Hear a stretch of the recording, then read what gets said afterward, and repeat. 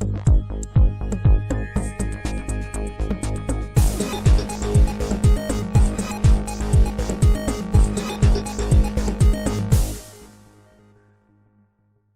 everybody. Welcome to the What the Football channel. My name is Scrubber. We're going to be doing the after draft show, talking about our draft picks, some other people that we picked up on the end there, and some free agents that we picked up, and just see how they plug into the team, how they're going to help us, how we're going to move forward. I think it's great. I think we really did good in our draft pick. A couple things we got to look at: linebacker, different things, but I think overall we did really good. And BH is here. He's going to help us figure all this crap out too. So welcome, BH. Yeah, man. Thanks. Yeah, it was a real great draft. Like all drafts, most of the time, we all have our mocks and our ideas, and then the team actually drafts, and we all go, "Wow, who's that guy? Why did we get him? What the heck?" And then we go and we watch him, we watch film, we see interviews, and then we get an oh, that's what they're thinking. That's what they wanted to do. And so it was good. I think, we were pretty sure. I think a lot of people were sure they were going to get a receiver in the first round, but we did not know or think it would be Jahan Dotson. Mm-hmm. And he's a guy that that they liked a lot and wanted to get. I think, like a lot of people said, he went earlier than projected, that kind of thing. But I think I think he's a guy they wanted. I know it's a guy that they wanted. There's such a premium on receivers, but the nuttiest receiver offseason in the history of the NFL, dude. I mean, everyone said, "Oh, you want our number one receiver? Yeah, give us a couple draft picks. Sure, we're down with that. Sure, fine. Everybody." Boom. I was really surprised even DK Metcalf didn't get moved. I mean, it was going nuts, man. It was. And I was like, "What the hell?" But there's a premium. They do want to. They're getting more money now, and they obviously can get the money. Teams are paying, so it's really a big deal now. And then you could see it in that first round. You get those receivers in the first round like you do with a quarterback, man. Get that 5th-year option. You can keep them for 5 years, and before 4 years. In the third year, they want to get paid. They're going to sit out, and I don't know how they get away with that. That's crazy. It is. Get paid. If I was a 2-year receiver and producing for my team, I'd want my freaking money. So yeah, they do it. But yeah, so we did it. And like I'm sure you've seen a lot now on Jahan Dotson. Yeah. What a great guy he is. What a great route runner. And I did see a quick blurb where Coach was talking to him, and it was pretty funny because he didn't. There was a big talk about Olave, the Ohio State receiver, and they was connected to him because he went and saw him, and even Jahan Dotson was kind of surprised, and he said something to Coach, and Coach kind of laughed and said, "Yeah, you don't give away all your secrets." Yeah. And and then later on I saw Coach Ron just in a generic way saying, people say, "Oh, well, you went and saw that guy, so he must be the guy." But a lot of times we go see the guy because we have questions and we're not sure. And a lot of guys, we've talked to enough people. We've talked to our scouts. We've talked to the other team's internal people. We've seen the film, and our scouts have talked to this guy. We're done. Okay, he's great. He fits our system. We like him. So, and that's sort of, I think, what happened with Jahan Dotson, because, and that happens a lot in the draft all the time. You have players go, "Gee, they talked to me one time. Next thing you know, I'm getting picked."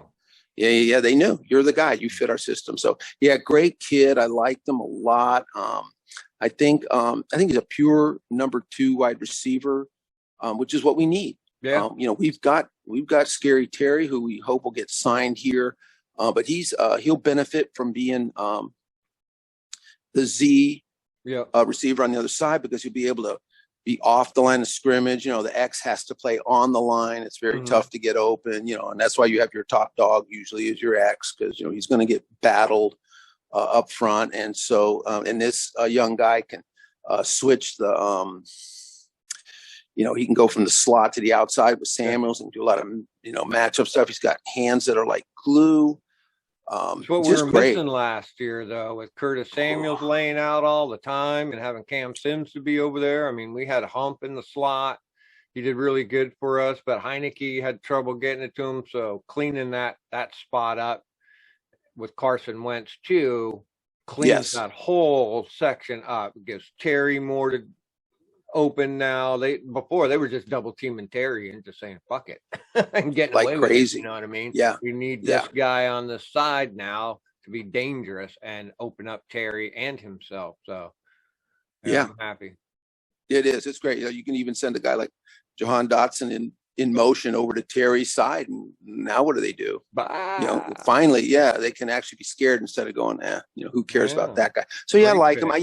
I think he did great. His film showed up well, and I think the one thing I liked about him was kind of the thing I liked about the Drake London, the receiver from USC. Different guys, different body styles, but the thing that was unique about him is they were kind of the only threat on their offenses, and their quarterbacks were average.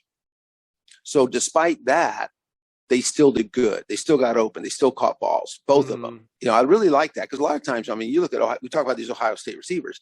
Their quarterbacks probably going to be the number one draft pick in the draft next year. They had 2 top 10, top 15 receivers that were drafted. They have a killer tight end that was drafted. So there was and I'm not putting guys down just because they're on a loaded team, but sometimes it speaks to a guy that can make it happen when really he has not much help and not great quarterback play.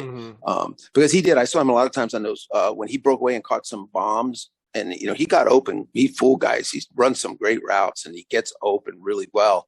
And he even had to wait for balls, even when he was open, waiting, and you could sort of see the quarterback play wasn't quite there. But anyway, I think he's a great kid. He's going to fit right in. We have our, if Curtis Samuels, hopefully he's all cleaned up, we have our slot and outside receiver over there set. They can interchange. We can go to 4 wide receiver sets, bring Cam in. We can do a lot of stuff with these guys now. And with Carson Wentz back there being able to throw the throws that Heineke was struggling with, that multiplies that even more. It's great to have those guys that can do those things, but if you're bound by Heineke, who can't get it over the top to the slot guy, or he's got to rainbow him in, whereas you got Carson now with all these weapons, it just, it's more, the parts are more than the total of their sum or whatever.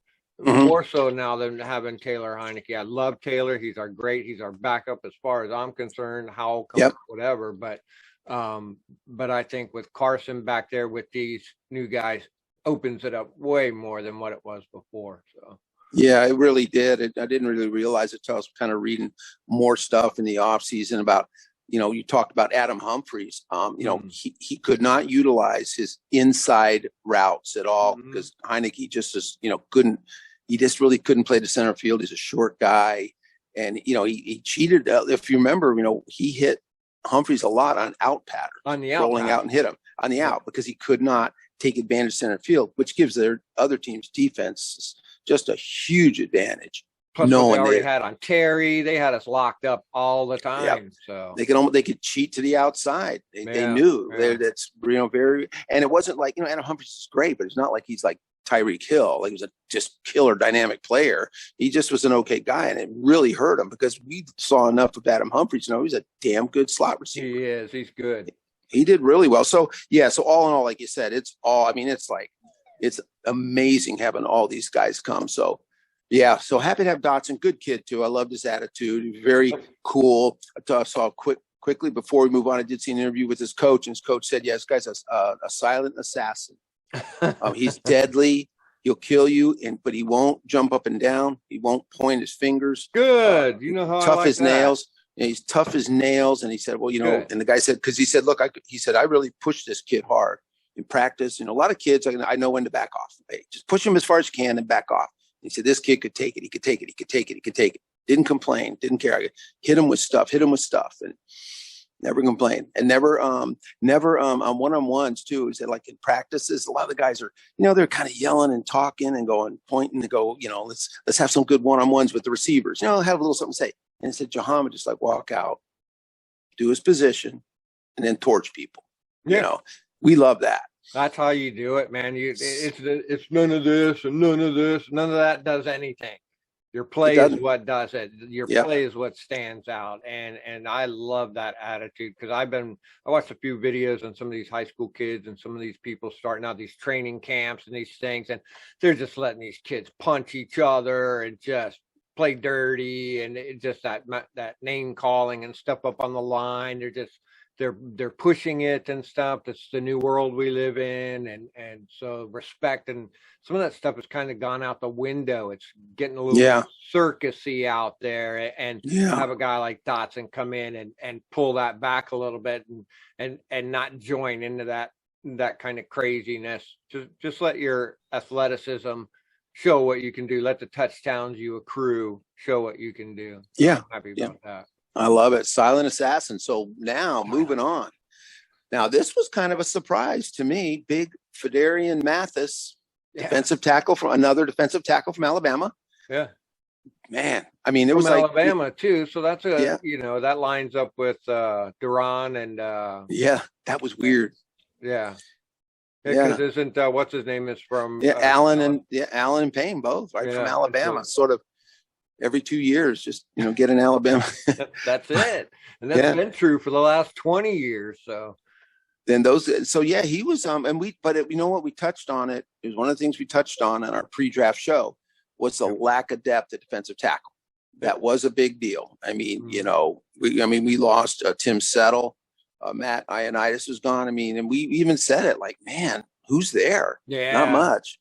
God. So they got, and it's so important because it's such a rotational kind of a thing. It's like, to me, the third defensive tackle is like your slot corner. Everyone talks about the two outside corners as your starters, or your slot corner is a starter in the NFL. And I think your number 3 guy, if he's going to be playing 50% of the snaps, that's a lot of snaps, especially when you consider, I was looking, I mean, even Payne and Allen, 68, 72% of the snaps, they're not playing 100% of the snaps, even the big guys, the stars. It's just, it is a rotational thing. So I love him. He's more of he's a good penetrator. We do like a penetrating defensive tackle, but he's got a little more of that nose tackle, can tie up guys and stuff the middle. So once again, I think you got a guy, I don't know, maybe they'll use him in different ways on different downs. They'll call a certain defensive play call and he'll know, hey, I'm going to take up two or three guys and I'm not going to move. I'm going to eat up some space, let everyone else attack. Or, he'll know how they're setting up their play. But yeah, I think he's great. I saw some interviews with him. He was pretty funny. I don't know. Did you see the call that Ron made to his house? Dude, it's hilarious. And I'll tell you, whoever's handling some of the internet stuff is doing a really good job, because they made it funny. They kind of did some jokes because, I mean, him and the family, it was like a party. They were losing it. And Ron's like, hello? Hello? And he's looking at the coaches in the room, and they were like, 3 days later, and, they were dropping stuff in. So, and they had some fun with it. Nice. So it was great.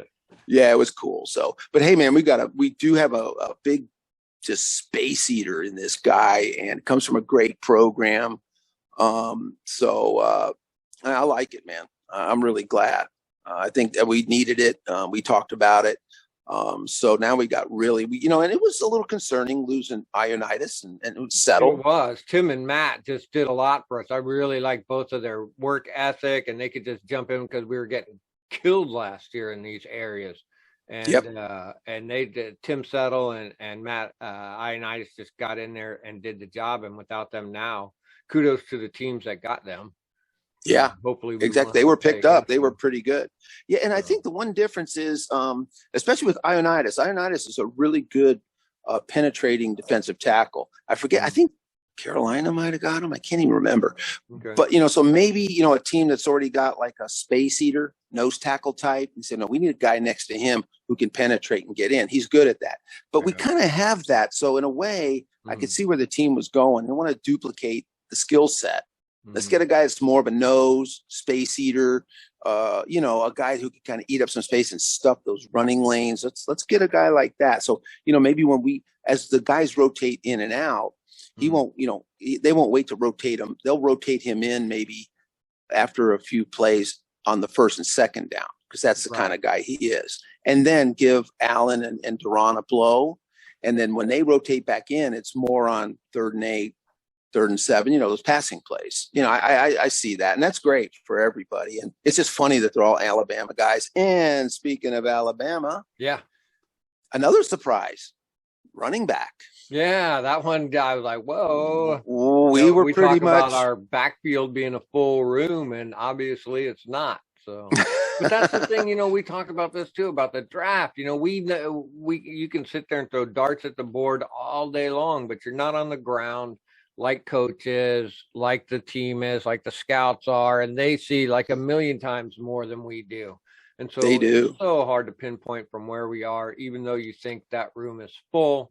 They pick up this guy, and looks okay to me because he's big. See, that's me. I love 6'2" and 228 or whatever they say he is. Yep. Hell yeah. Big dude. Runs with power. These 5'10", 185 guys, you can have that shit. I don't want it. I want a big guy like Derrick Henry. Yeah. Yep. Another Alabama guy. So yeah, this guy, he fits the mold. And then, this is another thing, right? And we say, hey, the running back room's full. It's great. But then when they get them and they start talking, we start to remember things like Antonio Gibson, on some short yardage. Yeah. He wasn't. Yeah, fumbles. And then also we really got stuffed a lot down at the goal line. Yeah. Yeah. And a lot of that, I mean, and even a lot of that wasn't Antonio Gibson's fault. I mean, there was just penetration. Guys got in. Well, now if those guys penetrate and get in, they got to meet Brian Robinson Jr. That's a different thing when that guy hits the hole. Big and strong, known for breaking tackles, known for yards after contact. He's big on that. One of my favorite stats, dude. Yeah. You always talk about it, man. Yards after contact. So many guys go both down sides of the ball. Yeah, with an arm tackle. So, and now we got, if anything, even if he is there to give Antonio a breather, which he will be, if he's there on 3rd and 2, if he's there on, 1st and goal, man, that was a void. Let's be honest. And also, if Antonio has fumbling problems, if he's just not doing good, and we have to sit him down, we don't have to just rely on JD and Patterson. No, we can bring this guy in. He can be, and you know what? He actually can catch the ball out of the backfield. I saw some film. He didn't make a lot of catches, but I saw the stuff. And when he does, he's not just a dump off guy. I mean, he actually can receive a ball quite well, which quite frankly, Derrick Henry can too. He doesn't get enough credit. I don't think they utilize Derrick Henry enough in that regard. Because every time I see Derrick Henry spinning out of the backfield and catching the ball, I'm like, that guy can catch a football. He's not just, one of these guys, give me a dump off. He's pretty good. So anyway, I think it's just a fine tuning, man. It's just, it's not a big splash thing. It's not like we traded Gibson and we brought this guy in. Right. He's just someone to fill out the room. So anyway, happy to have him. Probably boot Jonathan Williams or Bonifon. I think so. I think they'll be Cam down to or even our boy. I hate to say it, Patterson. Who knows what happens? It's going to be a brawl. It's going to be a brawl in there. You always hate to see those guys go, but if they do, it just means you got better. I support whoever they put in there. As much as you love a guy and he's just not making it, then he's not making it. We still love you, but and we do the best, but we got to have the best that we can get in our backfield to get the job done. So if someone comes in and is just better than those guys, that's just they just beat them out, beat them. So, well, man. So here's kind of my most intriguing and probably favorite guy, and I tell you, I looked at so many prospects, and I actually looked at this guy. I knew because when I went back to the sites I looked on the Google search, I could see that it was highlighted out that I've been there before and looked at Percy Butler. But of course, I looked at so many videos, and my brain was just mush. So I can't say like, hey, that was a guy we need, because he went right over my head. But having said that, a safety out of Louisiana, a raging Cajun, not LSU, but Louisiana, raging Cajuns.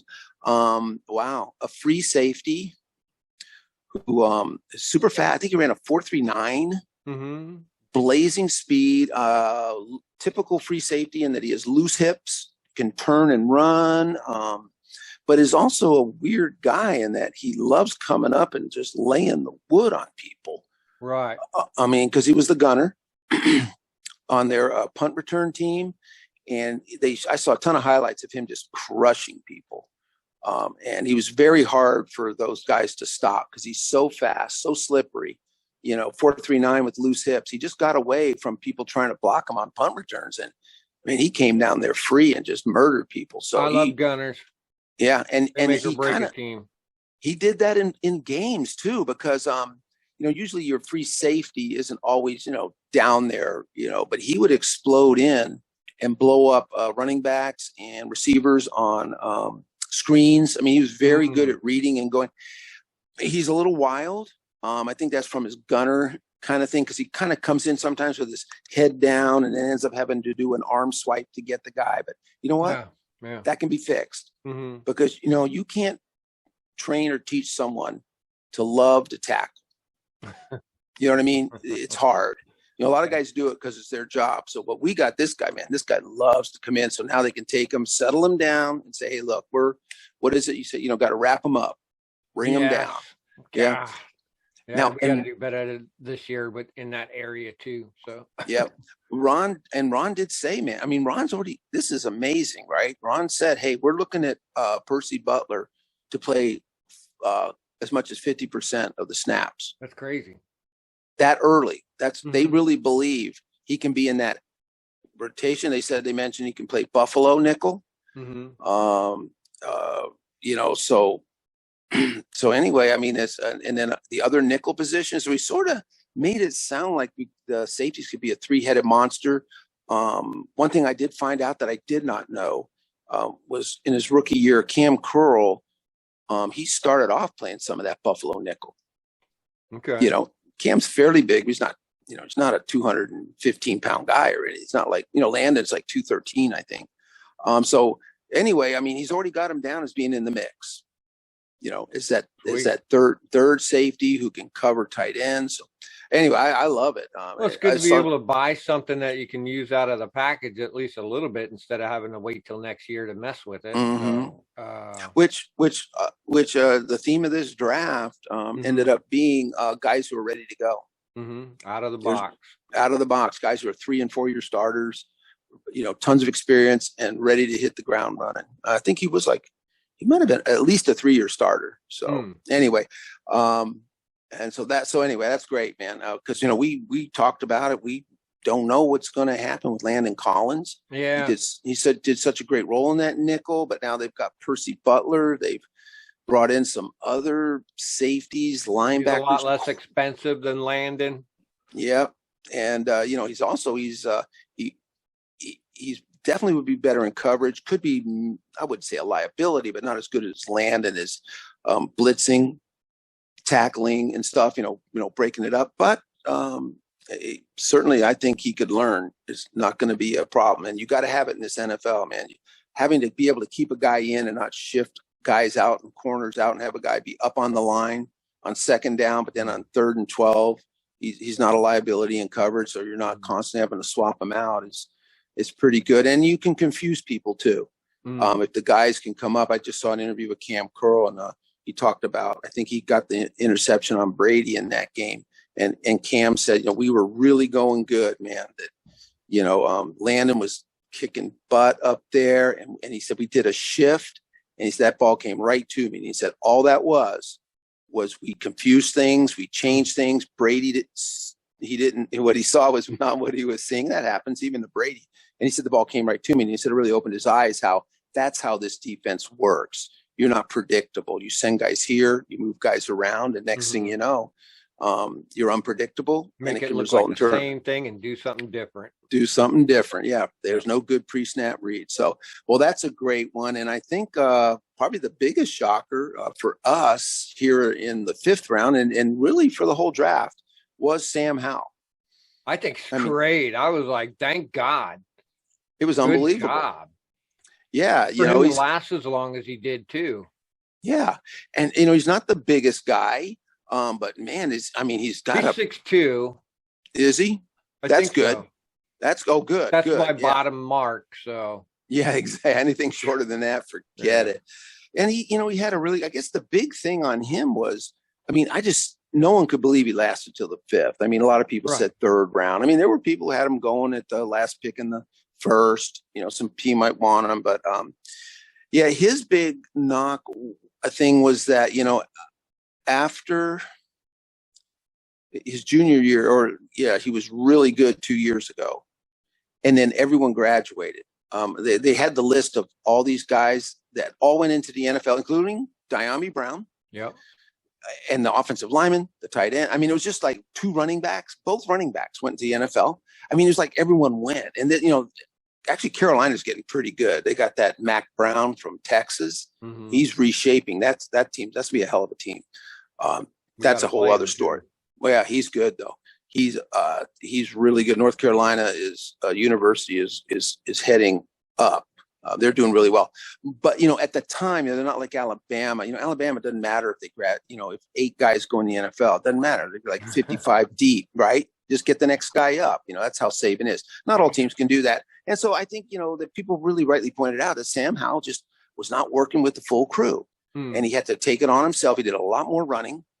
And he was running, and because, he had young guys learning to get open. And so anyway, he didn't complain, wasn't a baby, ran a lot more. He's not a dynamic runner, but he can run. And that's what we want. We want a pass first guy. So. Yeah, I'm very happy with that choice. Oh, yeah. Shock. Because Wentz is only like a 2-year guy anyways, and you really don't want to throw your rooks in there right away. You want them to learn a little bit. So if he could, watch this year, participate a little bit next year, line him up for the year after that.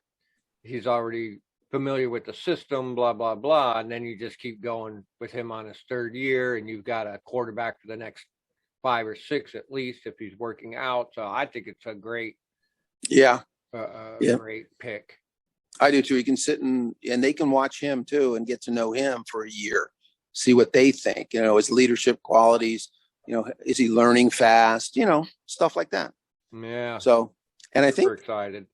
And should put a light of fire under Wentz as well. Plus, it gives Wentz a chance to teach people. When you're just learning yourself is one thing, but then when you're teaching others and doing things as well, you learn even more. That snowballs. You're teaching, and you're teaching something. You run into something, you go, oh shit! Even I didn't know that. Let's look at this, and then you learn even more. So, you do. So that should help Carson too. I hope. I think it will. Well, and here's the other thing that I learned on the inside scoop. I picked up on a few things. Number one, they talked to Carson Wentz about the pick. They said, hey, and it made it sound like, I don't know if it was in real time or what, or before the draft. I don't know, but they let him know. Now, here's an interesting tidbit. Sam Howell and Carson Wentz have the same agent. Oh, cool. So, maybe it was some, through there. Maybe they called his agent and say, hey, look, we don't want Carson to get freaked out, but this is just amazing value. Carson's our guy. But, we can't pass up on this. He's just, he'll be a stellar backup for us. So that's kind of good. Because, Carson, I think the whole thing in Philadelphia, he felt really jilted when they brought in that young guy to come in and take over. Jalen Hurts. And, come on, you got to be bigger and stronger than that, man. But hey, in life, it happens, Yeah, plus he was playing for Philly. Yeah. Geez, I got to go down to the toilet and work now. Screw that. Exactly. You got to live there.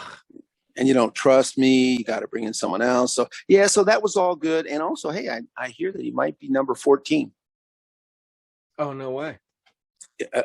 Yeah. Yeah.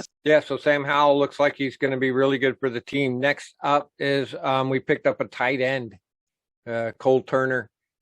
So, he's 6'7".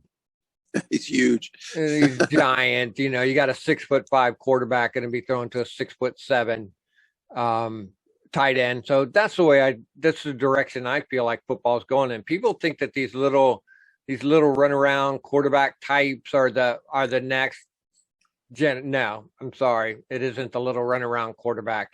It's a 6'3" to 6'5" quarterback that can take the tackle, that can throw the ball, that can run the ball. These little runaround guys ain't going to work no more. It was a novelty and it's dead now. So we got Cole Turner. He's got really good hands. We got a fairly good tight end room. We felt like we were comfortable with it, I thought. So, Samus might still be raw. Bates is more of a blocker. This guy might be more of a receiver. If he's a jump ball guy at 6'7", he might be a catching tight end as opposed to Bates being the blocking tight end. And so I'm happy with it. Yeah, that's how I see it. I saw a quick it was a long shot. Someone was videotaping at that rookie camp, which I think is still going on right now. Today, I think either yesterday was the last day or today's the last day. We got all these rookies and undrafted guys. And then I saw him make 2 catches, and both of them were high. And he went up and that's really funny for a 6'6", 6'7" guy. But they were over his head, and he snagged them both. He went right up and got them. So I thought, wow, that's pretty good, man. He really went up and got it. I think he's in the, 240, 143 pounds. So he's sort of like you said, more of a receiver guy. I did read that his blocking isn't that bad, that he's actually pretty good. He's a good pass blocker because of his height. He's able to leverage guys on pass blocking, which is real important. And that, because he doesn't have the big lower body and strength, he's not a great run blocker, but they said he's not bad. He's not going to kill you. He knows he has been put out there to block, and certainly will work with them. But he could be an uncoverable weapon. Yeah. I mean, no doubt. If you go into a 4 receiver set, instead of bringing out Cam Sims, you bring this guy out in the slot. That defense is the linebacker is going to be looking at safety going, I'm not covering him. You cover him, and he's another thing about him is I didn't like his 40 time. It was a little on the slow side. I think he ran like 4.7. So pretty shockingly, not that great. But then I watched as much stuff on him. I saw that little mini camp thing, and I watched the stuff he played at Nevada. And I watched his play, and he's one of those guys, but he has a fast feel on the field. Okay. So he looks quicker. I don't know if he had a bad day, but that happens a lot. There's a lot of guys who have run a great 40, and you'll hear people say, yeah, he's really fast on the track, but doesn't translate to the field. He's quick, but he's not he's just not that dynamic or a speed guy on the field. So, but this guy, Cole Turner, man, like you say, Samus might need to spend another year on the practice squad and let this Cole Turner come in, let him be a lot of special teams time, so that probably makes him happy to some extent. Andy gets in a little bit. That for him, I'll bet that makes him happy as happy could be. I know I would be. Just 25% special teams and 10 plays on the field, fine. Yeah. So even if Samus is only, if he doesn't suit up, if he's on the practice squad, a year on the practice squad is not bad for a kid like Samus who started so late to be around, and he's in the tight end group with veterans and young guys. He still has time to grow. I mean, I just think of it's really a hard thing to do, and mostly it fails when you take these kind of guys. But there's the left tackle. I followed him since the very beginning for the Eagles. Unfortunately, bad news there. But the good news, this guy is Jordan Milada. He was he played was it rugby? Big guy, man, cool. New Zealand, Australian guy.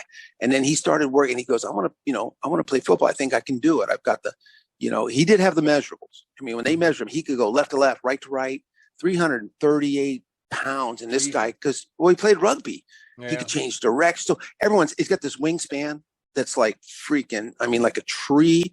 But it took him 3.5 years to get it. And now they just extended him. He's like a top 10 left tackle in this league. So that's a great story. But that's like, he's a unicorn, man. That just doesn't happen. But I think our guy Samus could be one of those guys. I think so. Not only he's got the talent, he's like got the measurables. Like I mean, his measurables, Samus's measurables were off the chart. His size, his speed, everything was like, oh my God. And he just seems like a hardworking guy. So anyway. That's good. I think Samus needs more time. So getting a guy like Cole Turner in there is great. At least make it work for their position. At least make it a competition. Yep, let them battle. So it was kind of funny. We went kind of with the big schools.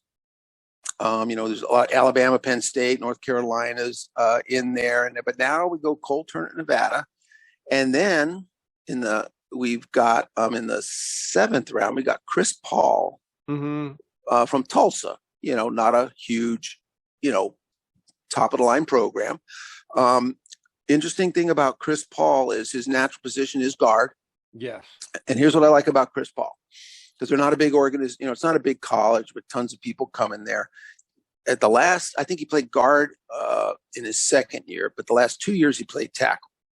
And what I read was he did it to help the team.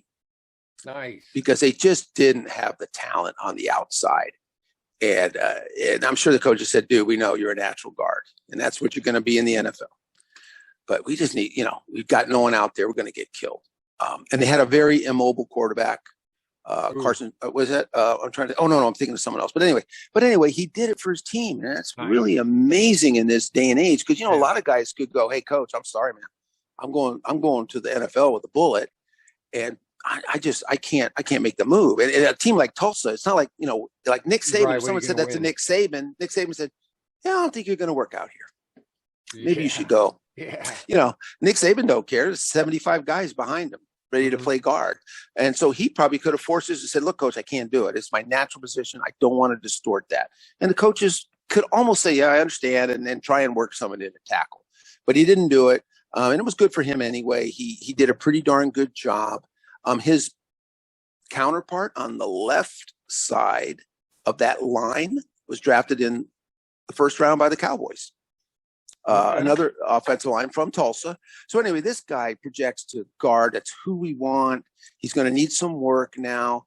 Big guy and great guy, smart guy. I saw some interviews with him. Just really great, super big, athletic. We talked about that, not that we didn't have depth at guard, but that our O-line all around was just kind of getting a little old. Let's face it, a lot of 29, 31, 32-year-old guys, and hey, they're playing good, so I'm not knocking it. But even Wes Schweitzer, Cornelius Lucas, they're 29, 30 years old. So, the whole thing is a little on the old side. And so having someone like, Chris Paul, 22-year-old guy, 23-year-old in there to learn, and then you got Cosme. That's smart.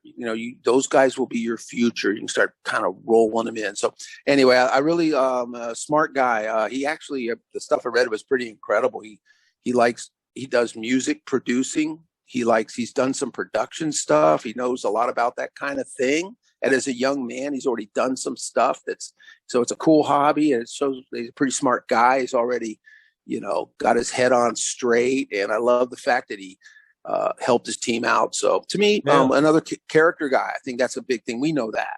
It's huge. When I used to interview people to come and work for me, my fourth question was always, what do you do outside of work? And that's how I would know. No, that was the question. I would ask that one. If they answered the first three right, then I'd give them the fourth. What do you do? If they just said, oh, I sit at home and smoke cigarettes, I'm a gamer till 4 a.m. Well, I may not want you for my opening cook.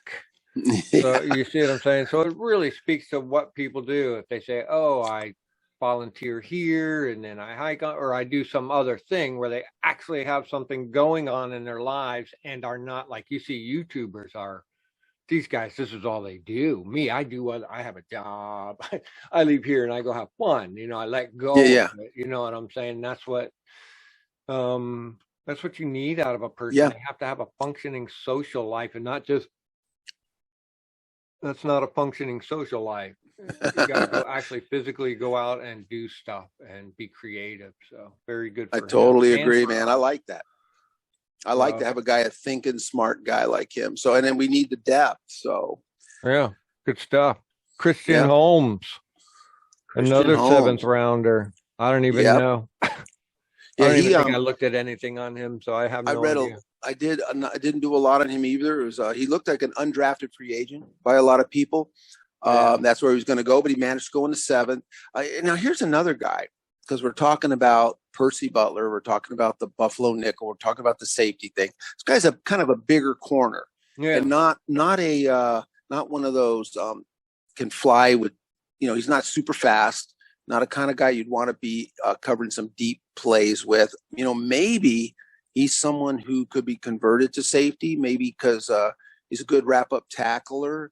I think they're kind of looking at guys that can flex, that we can use as the big nickel or the Buffalo or the, you know what I'm saying, or the standard, safety position. So I think they got him in specifically for a reason, because of the fact that, he's not a dynamic. He's not like a young, fast guy that, sometimes you bring in guys that got a high ceiling. Like, man, this kid could be something special, but we really don't know because, you know what I mean? This guy's got a high floor. You know, he's going to come in, he's going to do the right things. You know, he's got good experience in college. So I just, you know, they could have had him as an undrafted free agent probably, but it seems to me like they just didn't want to take the chance. They have a specific idea to try this kid out. And put him in. So let's see what happens. Because we talked about it. You know, if we don't get Landon Collins, what's going on? We really need that Buffalo nickel, whatever you want to call it, situation. You know, you want that. We want to have that variety. We want to have that flexibility where, you know, so we need someone there because it really works so well. Worked well for Landon, worked well for us. Because boy, once Landon was in there doing his thing, man, did this our defense really clicked. It was amazing. Yes, I think that's kind of what, you know, maybe that's what he's about. And so, you know, we talked about, so that's the draft, which, like, I'm happy with that. I love that the guys are experienced. I'm really quick, just to finish it off. I will say this, interesting. I actually saw a decent interview with Jack Del Rio. Who, you know, I sometimes saw that flash by on my thing and I didn't get a chance to look at it. So he was actually, you know, a little, you know how Jack is, close to the best, generic. But, you know, he kind of let some things slip. You know, he put some things out there and was a little more open than he usually is. But one thing he did say, he said the Alabama thing. Yeah. And the fact that, like, these guys all have 3 and 4 years experience that did not play in our board. He goes, I'm telling you that right now. He said something like, you know, we don't go into it thinking, let's just get raw guys that are great, or let's just get guys. It's just the way they fell. And the Alabama thing is just the Alabama thing. He really said it's just like a roll of the dice. It just was the players. He said, we don't. He goes, I know people don't believe it sometimes, but we don't go in there looking at Alabama or Penn State guys. He said, we just don't do it. So anyway, I thought that was cool. It is cool. Well, Alabama's always got a number 1 team. Of course, that's where you're going to be picking from. That's where you're going to be coming from. It's a more likely thing to happen. So it's just bound to happen. Yeah, Alabama, Georgia, Ohio State. I mean, they just pump them out left and right. So, now we kind of were thinking that I was thinking, we talked about, gosh, if they could bring back Landon Collins. And if they could bring back Eric Flowers, because I thought he did a great job, but, you know, the money wasn't right. So my thinking was, after the draft, let's bring them in. Well, they didn't bring in anyone for Landon Collins. So we're maybe it's internal, you know, maybe they have another plan, or maybe they're negotiating with them. Yeah. But we don't need to get Eric Flowers because they signed Trey Turner. Yeah. And Trey Turner's a guard. He was with Carolina. Coach knows him. He was actually an all-pro for like 4 years in a row. I mean, he was a stud. Now, he's not that guy anymore. Interestingly enough, he was part of one of the weirdest trades a couple years ago. The Chargers traded for him from Carolina, and then they sent Russell Okung out to Carolina. And because Carolina needed more tackle help, Chargers needed some interior help, and both guys went on to pretty much suck. Trey Turner actually was injured, had a groin injury, played terrible, because I saw his the line was awful. That was, you know, I think Justin Herbert, his rookie year, I mean, he got hit so many times and sacked him, and that's why he was so impressive that year. He did good and got killed. But Trey Turner, I went back and I looked and I saw his Pro Football Focus the year of the Chargers. He was like low 40s. He was a disaster. So I thought, what happened? So I went and looked, did some reading. He had a groin injury. And even though he came back, it wasn't 100%. He wasn't as mobile. He couldn't get around, but he went in and played anyway. He had a bad year. They didn't re-sign him. So Pittsburgh picked him up last year. Now, Pittsburgh had a horrific offensive line through injuries and trying to get they got some young guys in there who I think are going to do better. I looked at some of these guys. So they did the right thing. They're going to get better, but they were like the 26th, 27th overall. I looked at not just Pro Football Focus, but I went somewhere else and looked. They ranked them. They were bad. And both of them said the best offensive lineman on this team is Trey Turner. Nice. He's the only, he got a B- from the one, and he rated on Pro Football Focus. He was doing high 60s, which is good. So he did a good job, and there he is. He's out there, and we got him, and I'm really glad. And he knows Coach. Coach knows him, because what is it? The Comanthers? Is that what they call us now sometimes? The Comanthers. Yeah. We get so That's many a good one. Panthers. I didn't hear that Yeah. one. That's a good Yeah. one. I like it. I don't know who thought of that one, but I can't Yeah. take credit for it. But yeah, that's a good one. So, Commanders or something. yeah. Yeah. Everyone's got, every time an ex-commander comes, it was like, holy, are you kidding? Nice. So I think, well, the one funny thing too is I think Erickson, another guy, Alex Erickson. Now we signed him. He's about a 5 or 6 year guy, punt returner, kick returner, mostly with Cincinnati. So we are having to take care of the kick return and punt return because we don't have DeAndre Carter. So I think that's going to be a huge addition. A lot of guys are in the mix. So I think we'll get someone good, and I think we'll get someone really solid. So it sounds like they really do have a lot of guys who can return, and they're just going to just put it out to a competition. So, but I think the only other hole is I think they are going to bring in. I mean, we haven't heard from Landon Collins. It's, I don't think we'll hear anything till after June 1st on that. Right. But coach right has said, it. Yeah. Coach has said, we're looking at linebackers. I mean, you've been very honest about it.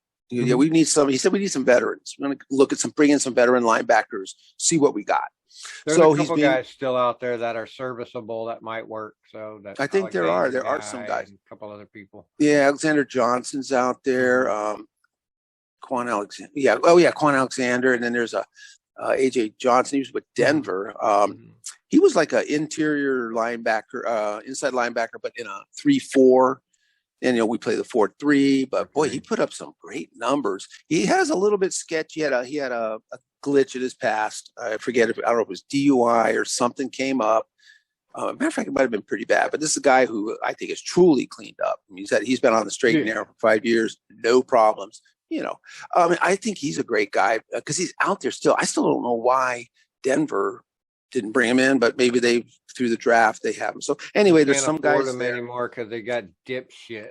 Exactly, man. Guy actually wanted to get paid, so he's an older player, Johnson, but he doesn't have a lot of mileage, so that's good.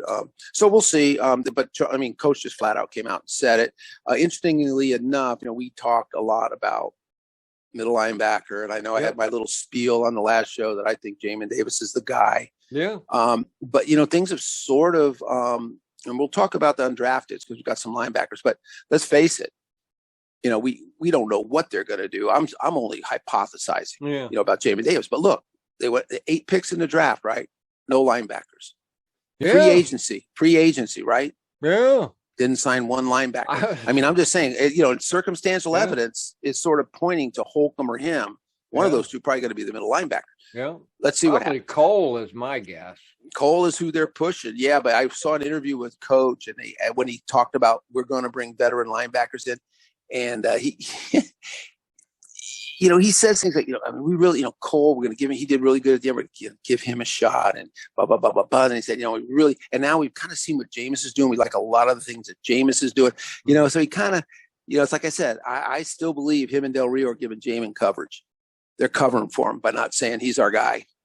Okay, because people would freak out. Oh yeah, everyone. They lose their mind anyway. If I bring up Jamin Davis on a discussion forum on YouTube, I just get blasted. Dude, forget it. He's done. Yeah. He's a weak side linebacker, and Holcomb's the guy in the middle. I said, okay, fine. I mean, hey, we all have our opinion. That way too. To let Cole, he seems to me like the type to be free. He wants to be free of that. I don't want to do that.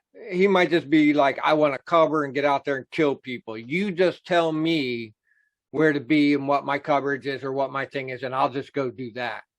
Yeah. So to me, it will take more away from you if you've got to be the guy calling the play or even taking it in or whatever, still occupies your mind for a second and takes you away for a second. You got to figure it out, tell everybody, then you got to line up. Whereas if you're just a dude standing on the side waiting, you just tell me and let me go do my thing. So I totally agree with that, man. I totally agree. And that's not a put down on Cole, man. No, not at all. Everyone reaches their level of competence. Yeah, that's you fit that role, you do that. Yeah. I think Cole would do anything for the team. And him and Davis both, I was reading too, they both struggled in that aspect.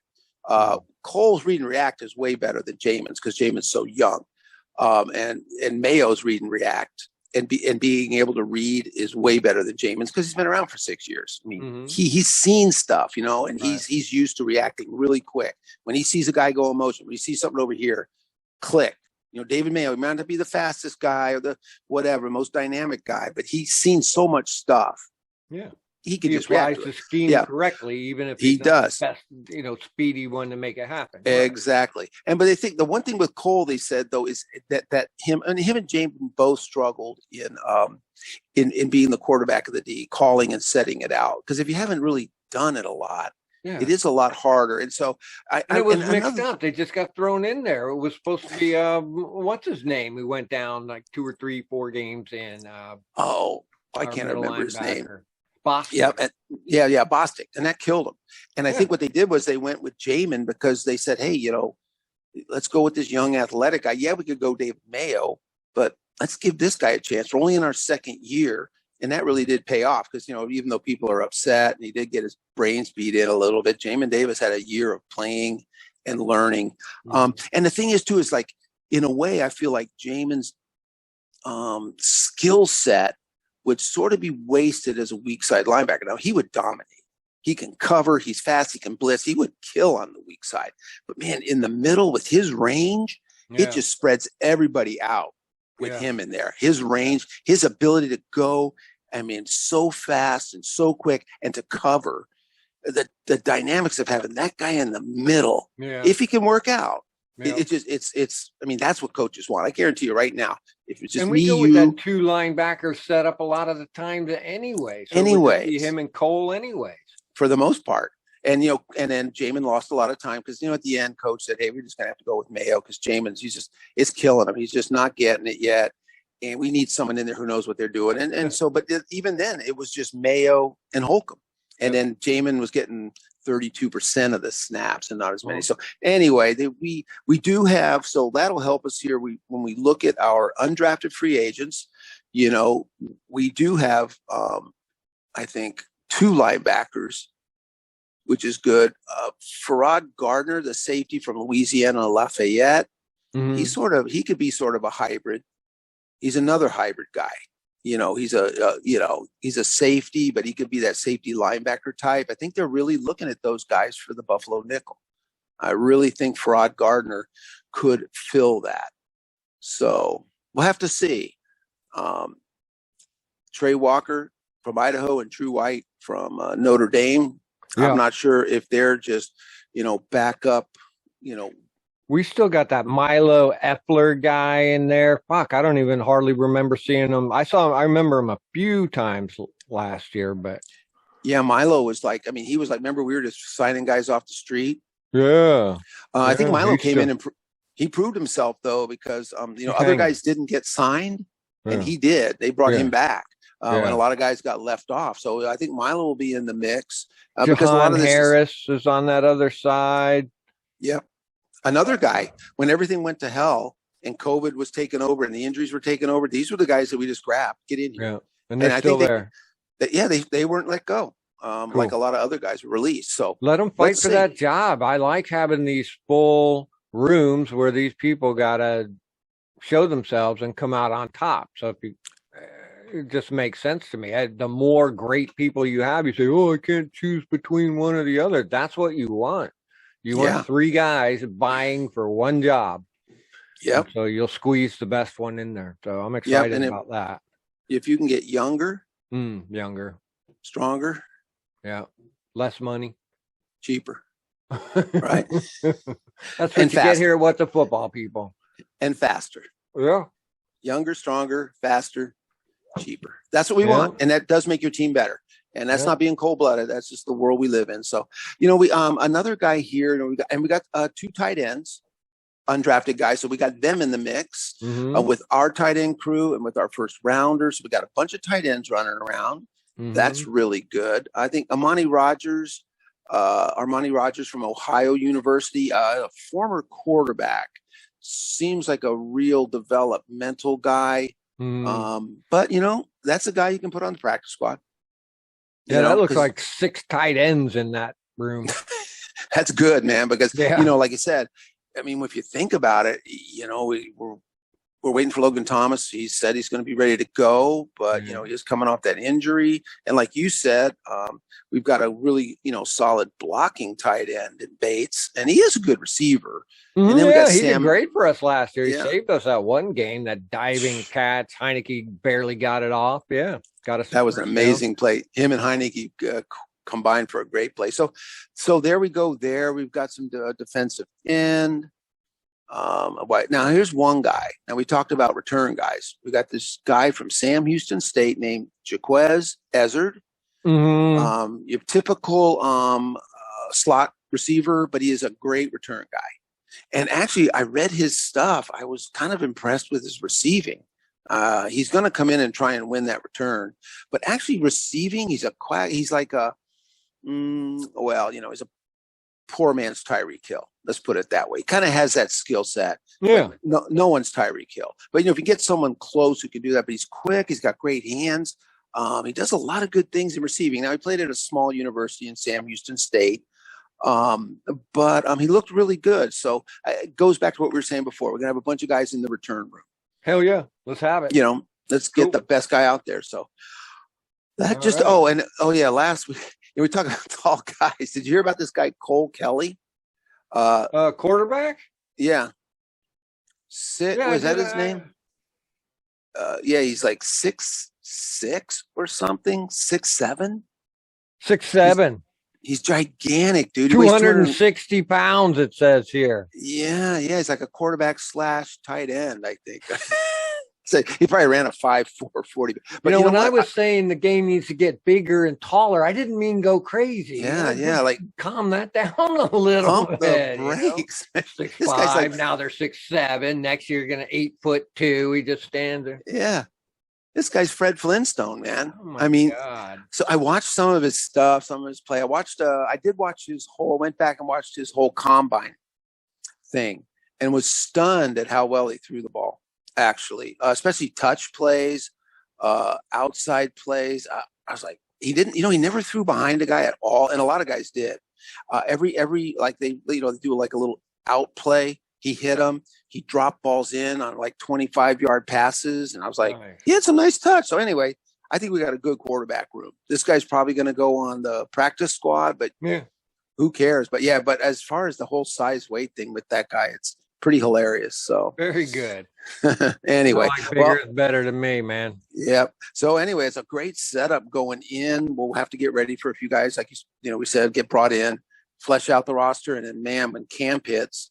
And Jack Del Rio was very happy in that interview, by the way. I mean, good. He said just, light years. He said COVID was a pain, really getting everybody in and on the same firm with the DBs. And he said, look, I don't like to make excuses. Everyone suffered from it, but he's like, man, it really made it hard. But now he said, we feel great. We love our DBs, understand what they're doing 100%. And he said, now we're able to take them minutely through everything, explain to them what they're doing, and explain to them why they're doing it.